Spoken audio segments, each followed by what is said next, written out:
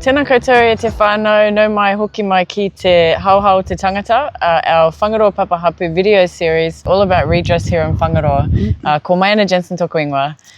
In today's video, we're diving into the kaupapa, why does Ngā Takenga Mai matter to people here in Whangaroa?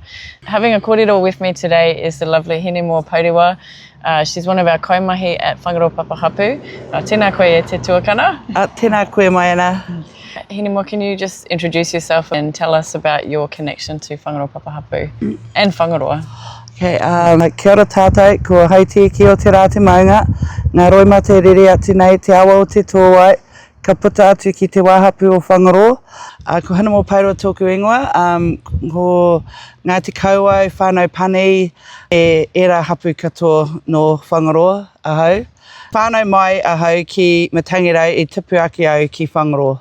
He uri ahau no Ngati Kawau, ngā pui. I don't know what else goes with that. What else goes with that? So let's just jump straight into the heart of it. We know that Whangaroa has faced deep historical injustices from the time that the English came and all of the Europeans came. Land loss of te reo, a number of injustices. Can you share what that process has been like for your whānau here in Whangaroa?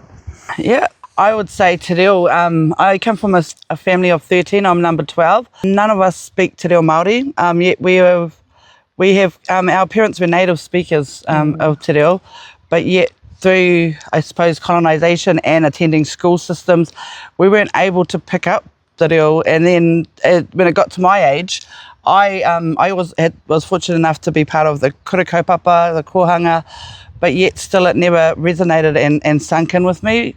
I suppose it was because of the two worlds that we were living, trying to be Māori but trying to grow in a systematic world. Yeah. So in a world that's probably not, well, it's not built for Māori and te ao Māori. Yeah, so and at my age now, at 45, I'm trying to grasp the reo. Hey, there's one thing in life that's free, and it is the reo. Unfortunately, my dad's gone now, he was a native speaker, and we have very few speakers around. But aside from that, I suppose leaving the lands too. My family when I was born, they moved home, but before then, they had all migrated to Auckland, and so there was nobody left on our lands until my dad moved home in the 80s. It's a common story, eh? Like I think for a lot of, or most of our whānau, and I think from what I understand, Whangaroa is one of those rohe that suffered the most land loss out of all of our whānau in Te Tai Tokiro. And it's still something that a lot of our whānau are experiencing now. Why do you think it's important that our whānau and our hapu do engage in this redress process? I suppose with this process, I've seen probably 3 generations leave in my time, and I don't want our mokos and our babies to see it. So all the grievances and troubles that our people have had with Crown and systems, I suppose now would be the time to step up.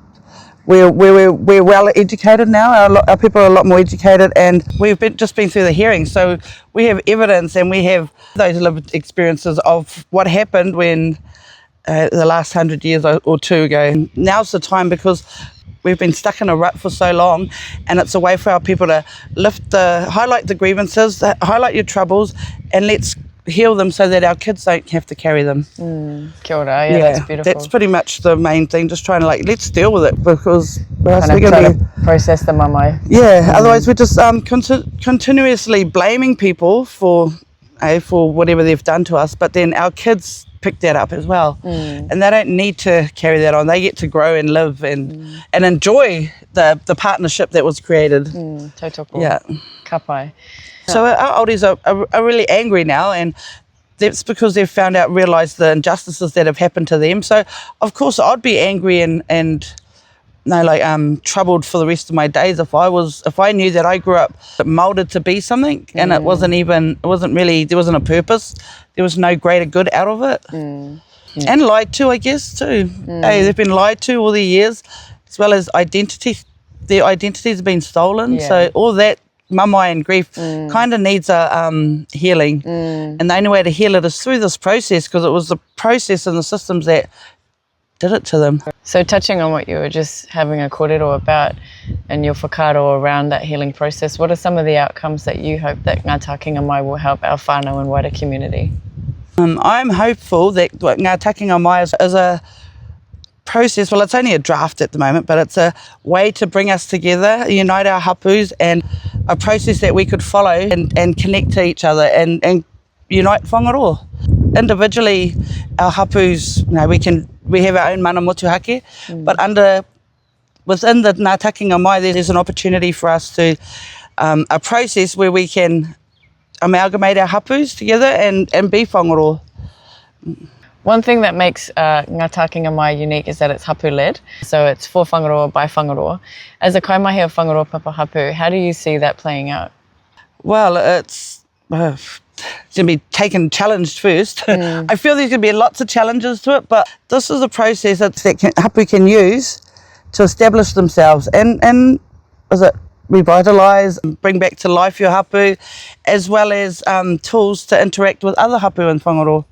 Like, Ngā Takenga Mai is not a document that take home and that's the rules and regulations that your hapu use. It's a way for them to use in this process. Yeah. And it's for them, from what I understand, it's just a guideline, eh? Yeah, it's only a draft. Yeah, it's just right. a draft. Yeah. But if they come up with better ways, then yeah. So, Hine, if you're sitting with one of your cousins and they haven't seen Ngā Takenga Mai, they don't know what it's about, how would you explain why it matters to them? I suppose everyone's on a different continent, so it depends on where everyone's at. So if you've heard about the Waitangi Tribunal and space, then you will have a little bit of an idea on what Ngā Takenga Mai is around mandate strategies. But if you haven't, I suppose it's about settling the grievances of our tupunas against the Crown, only because of the things the Crown had done to our tupuna were not lawfully right, and the partnership of Te Tiriti o Waitangi was not upheld. So Ngā Takenga Mai is a way to help take us through that process. I suppose why Takenga Mai matters to me is because I got to watch over a period of probably 3 years a group of our whānau who into mandates and strategies come together and try and work a way to create something like Ngā Takenga Mai. 2 years later, it kind of didn't eventuate, but yet those skills and those resources and the information that was gathered in that space, the Whangaroa Papa Hapū board members, they actually sat for hours to put this Ngā Takenga Mai document together with what they know, what people have shared with us, and how they think it is going to take us forward. So it is quite an important document when you've got only a few people working for the majority, and that's what Whangaroa Papa Hapū is. It only works if we work it, if our people work it, our hapus utilise it, and otherwise it doesn't work. And we go back to what does our mandate strategy look like? I think some of the feedback that we hear from our whānau is that that's not the pathway that they want to go down. What would you say to whānau who feel that way? I'd love to see another pathway. Being a part of the space for the X amount of years, I don't know any other pathway. People talk about whakaputanga. What's that pathway look like? People talk about mana motuhake. What does that pathway look like?